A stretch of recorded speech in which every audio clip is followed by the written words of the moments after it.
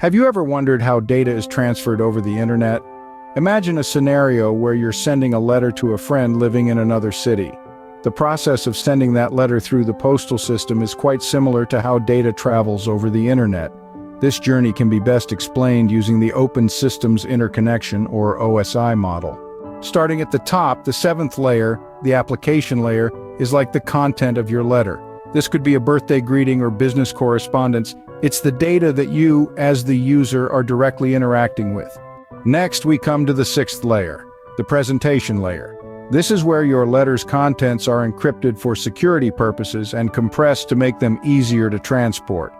Think of it as scrambling your message into a secret code and shrinking it down so it fits in the envelope. The fifth layer is the session layer. This is where the scheduling of delivery times and coordination between postal workers and sorting centers happens. It establishes, manages, and terminates connections between applications. Moving on, the fourth layer is the transport layer. This ensures the error-free delivery of your letter and that the pages of your letter arrive in the correct sequence.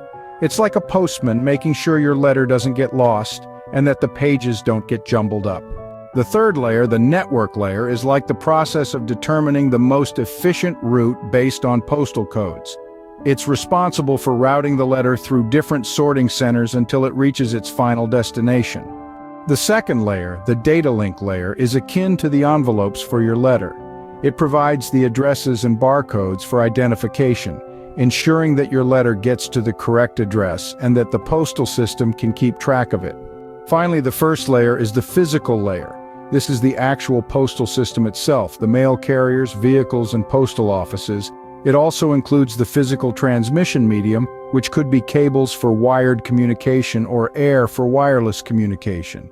This layer is the actual physical process of your letter being carried from your house through the postal system and finally to your friend's house. To summarize, the OSI model is a 7-layer system that explains how data is transferred over the internet. It starts with the application layer, where the data is created, and ends with the physical layer, where the data is physically transmitted. Each layer has a specific function, similar to the different stages your letter goes through when you send it via the postal system. It's a complex process, but understanding it can give you a deeper insight into the digital world that surrounds us every day.